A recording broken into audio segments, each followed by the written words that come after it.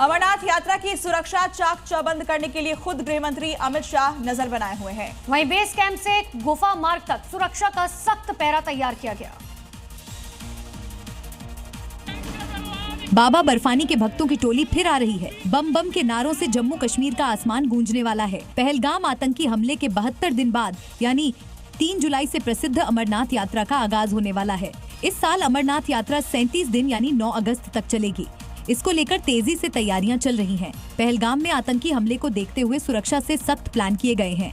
Base camp से लेकर गुफा तक के सभी मार्गों पर दर्जनों PTG high definition 360 degree view कैमरे लगाए जाएंगे। बालटाल और नुनवान बेस कैंप से लेकर रणनीतिक रूप से अहम जगहों पर दर्जनों स्टैटिक कैमरे लगाए जाएंगे। सभी पंजीकृत यात्रियों को RFID यानी रेडियो फ्रीक्वेंसी आइडेंटिफिकेशन मिलेगा ताकि उन्हें ट्रैक किया जा सके। अमरनाथ यात्रा मार्गों की रियल टाइम मॉनिटरिंग के लिए एक digital high tech command control centre बनेगा।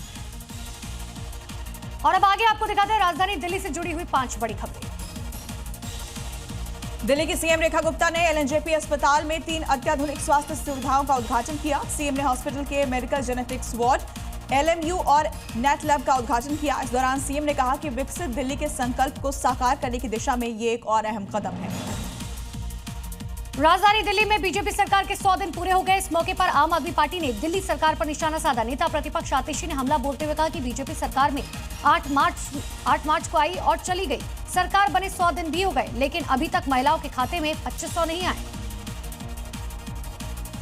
दिल्ली की बीजेपी सरकार ने इमरजेंसी के दौरान मीसा एक्ट के तहत जेल गए राजनीतिक बंदियों को लेकर बड़ा ऐलान किया है। दिल्ली सरकार लोकतंत्र सेनानी मीसा बंदियों को पेंशन देगी। एक कार्यक्रम को संबोधित करते हुए सीएम रेखा गुप्ता ने विपक्ष पर हमला बोलते हुए कहा कि पिछली सरकारों ने देश में लागू इमरजेंसी के समय लोकतंत्र की रक्षा के लिए महीनों तक जेल में बंद रहे लोगों को कोई राहत नहीं दी। आम आदमी पार्टी के विधायक कुलदीप कुमार ने दिल्ली सरकार पर आरोप लगाए। उन्होंने कहा कि बीजेपी गरीब विरोधी सरकार है, ये नाम बदलने की राजनीति कर रखी है। बीजेपी सरकार अरविंद केजरीवाल के काम पर स्टिकर लगाने का काम कर रही है। साथ ही यमुना की सफाई को लेकर घेरते हुए कहा कि यमुना के अंदर मछलियां मर रही हैं, यमुना में झाग बना हुआ है।